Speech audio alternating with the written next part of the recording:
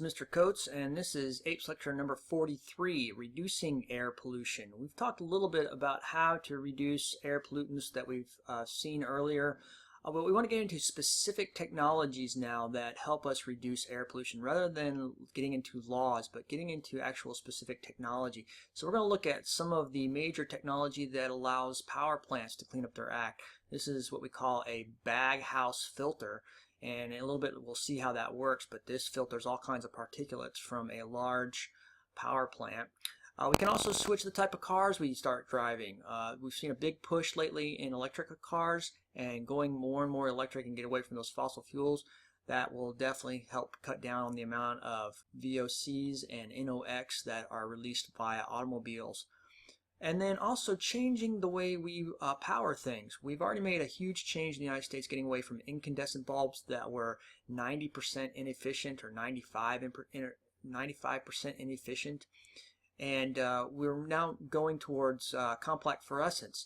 However, compact fluorescents aren't the best ones either because they can release mercury. So now we're starting to make this jump to LEDs, and LEDs actually are the best light bulbs. They will last the longest and they don't put out a whole lot of heat, so you don't lose a whole lot of energy. Very efficient type of light. So one of the first things I want to talk about is a complex topic called emission trading policies. In the United States, they came up with this idea to help reduce sulfur dioxide from power plants and from other industry. The way this works, and the other thing this is called is cap and trade. It should be trade, not TRE. It should be cap and trade policy. Basically what happens is that the United States sets a total limit on the amount of, and we're going to use SO2 in this example, the total amount of SO2 that can be released nationwide in a particular year. And from then on, the amount gets less and less. And so this is called the cap. And so typically what they want to do is that they don't want any more SO2 being produced nationwide than what that cap is. To ensure that, what they do is that they give pollution credits to certain companies. So companies can purchase these credits, and these credits will allow them to release so much pollution into the atmosphere. And some of these companies will actually buy extra credits to do this, although they will not pollute using those credits. They will instead sell those credits as a profit to a company that needs more credits. Certain companies are only allowed to buy so many credits, and if you pollute over that, then you can get in trouble. However, you can purchase credits from another company that has extra credits. And this is called the trade part. Each company is got an allowance, and if you don't use your allowance, then you can trade or sell your credits to another company. And so some companies are getting pretty rich because of this. And then some companies are actually polluting the same amount, however, they're buying credits from somewhere else. So in effect, the pollution is supposed to be, on nationwide average, going down. So this has been really good for sulfur dioxide in the United States. This has decreased sulfur dioxide emissions by 40%. Now, in the United States, we're also talking about doing this for CO2. In fact, a couple of years ago, there was a huge debate in Congress and the Senate over a cap and trade program for CO2. Now, this has been in place for a few years now, but it's still too early to find out if the cap and trade program for CO2 in the United States is really going to work. One of the problems with this is that you can actually cheat. Some people will say that they will build a power plant that will produce 150 credits worth of pollution. They'll build this power plant knowing that they're only going to produce 100, so all of a sudden they have 50 credits that they knew they weren't going to need, and then they can sell those credits and make a profit. So they're kind of starting to cheat the system. Over time, we'll see if CO2 happens to decrease in this country. The problem is a lot of this CO2 is being emitted all by automobiles, and unfortunately automobiles are not underneath the cap and trade program. The only way we can control automobile exhaust is through CAFE standards, and unfortunately we mentioned earlier the SUVs and diesel trucks are not underneath those CAFE standards. Now I want to get to just how we control pollutants in power plants. Power plants were the biggest polluters, especially coal burning power plants here in the United States. And with the advent of the Clean Air Act in the 1970s, those power plants really had to start cleaning up their act. So they came up with several different filtration technologies that all power plants in the United States typically have now, all coal burning power plants anyway. Some of those pollution control measures include electrostatic precipitators, Baghouse filters, Cyclone separators, and another one that we'll look at is scrubbers. But these first three all remove particulates, and one of the ambient air quality standards that we saw before was on particulates. Now the scrubbers, they have another job. The scrubbers remove only SO2 and some mercury. The way scrubbers work is that they spray the flue gas with a lime water solution, and the lime water reacts with the sulfur dioxide, and it can be the byproduct can be collected and formed into wallboard, and we'll see that a little bit later. Another waste product that can be reused from power plants is the slag. The slag is the leftover burned remains or ashes of the coal when they're done, and one of the things that slag can be incorporated to is into cinder block, and a lot of that cinder is left over from coal burning power plants. The slag can also be used in roadways and concrete mixtures, and can also be used in sandblasting. So there are some positive uses for some of these waste materials. The first type of air cleaner that I want to talk about, or air filtration device that I want to talk about, is the electrostatic precipitator. Now this sounds very fancy, but it's pretty easy. It works on particles having a charge on them. So as you burn the coal, the flue gas comes into the electrostatic precipitator from this direction. And inside the electrostatic precipitator are these plates, and these plates have a charge applied to them. They either have a positive charge or a negative charge applied to them.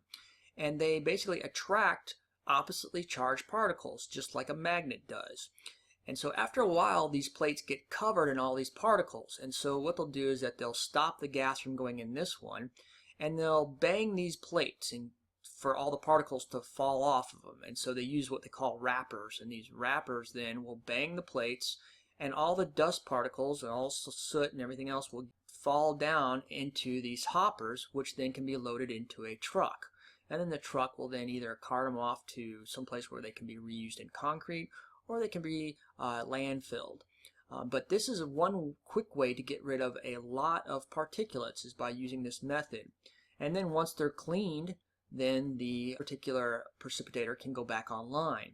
And so this gives us clean gas with not a whole lot of particulate left in it. Now another one is called a baghouse filter, or a bag.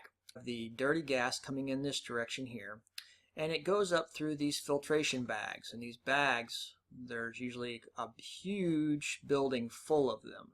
And these bags then have very small mesh size, and they collect all kinds of particulates. So as the flue gas goes in here, then the particulates start to clump, and they'll start to fall out of the bags into the hopper where they can be collected and discharged. Now after a while, the bags do get kind of clogged, so they shut this one down, and once again they have some kind of device up here that shakes the bags and really cleans them really well, vibrates them, so all the particulates then fall back down into the hopper and can be disposed of properly. So this is another way to really get rid of a lot of the particulate. The next one is called a cyclone separator. This one uses physics. So we have the dirty gas that comes in here, and then the gas is spun very, very quickly in this direction, very, very quickly. And because of the centrifugal force, it forces the particles to go out to the side of the drum. And as the particles collect, they start to drop down into the hopper. So eventually the flue gas will then go down and come back up and go out to the actual smokestack, and clean gas comes out. Now when you put all three of those together, you put an electrostatic precipitator, you put a cyclone separator, and you put baghouse filters on a power plant, the power plant at that point has almost virtually no particulate being released at all. And it's a very efficient way to clean up flue gas. The last type of filtration I want to talk about is the wet scrubber, and also known as desulfurization. The flue gas comes in through here, but then at the same time you get crushed limestone or lime powder and mix it with water, and you make a slurry. And then the slurry is sprayed into this wet scrubber unit. So you have the slurry coming out here, you have sulfur dioxide coming up here, and what happens is a chemical reaction between the sulfur dioxide and with the mercury in it as well, and the calcium form gypsum and in a slurry at the bottom. And then the clean gases without any SO2 then can be taken out to the actual chimney, where we get a lot of steam coming out. At our local power plant, we see lots of light clouds of steam coming out the top, and this is because our power plant has, I think, about 6 wet scrubber units on it. Now, as this slurry starts to collect, then they pump it out. They filter out any solids from the slurry, and this is gypsum, and then the gypsum can be recycled as wallboard. And so the wallboard that you have in your house, or even the wallboard in the classroom, might have come from the gypsum used to clean up the flue gas from your local power plant. Now, some other types of treatment technology, we'll look at some of the traditional ways to get rid of air pollution in the past. We could have moved the factory to a remote location. If you have lots of space and you can move factory away from people, then that helps reduce the amount of air pollution illness in that area. You could also build taller smokestacks. The higher the smokestack, the further the wind will blow the pollution away. So we got a very high stack here. Some newer methods are biofiltration. So some of the flue gas vapors are pumped through soil where bacteria then can degrade the actual compounds. This works very good for NOx. Remember the nitrogen cycle? A lot of the nitrogen cycle happens in soil, and if you take that flue gas that still has NOx in it and you filter it down through soil, the bacteria in that soil can then start breaking that NOx up into something more useful. Another way to do it is through high energy destruction. So you run the flue gas through plasma. Plasma is like lightning. It's one of the hottest forms of matter we know. And by removing this gas through this plasma, it breaks all these things down into their constituent elements. So instead of getting NOx out, you get nitrogen, you get oxygen.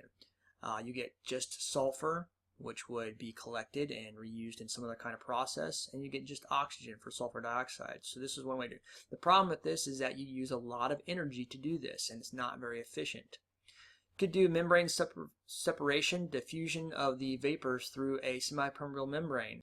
And then another thing you can do is oxidation. So you have another high temperature combustor and you add lots of oxygen to that, and the oxygen then reacts under this high temperature with these things and makes them less toxic. And all these are much more expensive than our current day filtration techniques. This one, the biofiltration, actually has the most promise out of any of these. There's not a whole lot of energy wasted with this one. So how do we get rid of air pollution? The best way to do it is prevention. Don't create it in the first place. So there are some technologies out there that can avoid actually creating the pollution in the first place. Sulfur removal from coal. You can take crushed limestone with the fuel, with coal, and you could combust the whole thing at one time with the limestone in there, and the sulfur in the coal automatically reacts with limestone to produce that gypsum. So you don't have to have a special scrubber at that point. So you didn't produce the pollutant, you just kept it from forming. And nitrogen oxide control. You could do stage burners or catalytic converters. Catalytic converter in your vehicle actually takes care of a lot of NOx particles. And so you could actually have large catalytic converters for power plants. You could do hybrids, electric hydrogen powered vehicles. We're starting to see a lot of hybrids with the Prius and other ones out there. This is one way to get rid of those NOx's and VOCs. Partial zero emission vehicles, hydrogen vehicles that only emit water. Get the older cars off the road. There's always seems to be an older car around here that you get in back of, and you start smelling this nasty exhaust from this old car. And if there was some kind of program where we would give people who have really old cars incentives to get them off the road and get them into a new car with better pollution control, that would be very helpful. And then another one is increase that energy efficiency and reduce the energy waste. If we could do that, then we wouldn't put out as much pollutants because we wouldn't have to produce as much power. And this is probably one of the biggest bangs for our buck. So how do we reduce indoor air pollution? Ban smoking indoors. This has basically become very commonplace, especially in the United States. In Europe, it's just starting to take hold. But in the United States, most public buildings don't allow smoking. You could use a lot of different fresh air vents, adjustable fresh air vents. So you can bring air from the outside and circulate that inside and get rid of that indoor air pollution. Better circulation is always better. Control for food and grease particles that come out of preparation of food. Install efficient chimneys in fireplaces. Office machines. Office machines actually produce a lot of indoor air ozone. Because of all the little electric motors inside of them, they produce a lot of little sparks, and this creates ozone. And if you have a copier or a bunch of copiers in a closed space, you can build up a lot of ozone in that small space fairly quickly, and that can be very dangerous to your health. So getting these in well ventilated areas is very good. And then radon detection and prevention. Very few people actually test for radon in the United States. I think it's fewer than 24% of the households in the United States have been tested for radon, even though a majority of them still might have radon in them. And once it's detected, then actually fix the house so you prevent the actual radon. So these things can actually reduce the indoor air pollution problems that we have. Once again, not too big a problem in the United States because we do typically have adequate ventilation. However, some of our buildings need some of these things. Well, I hope that gave you some more insight on the technology involved in controlling pollution. And if you have any questions, please bring them to class.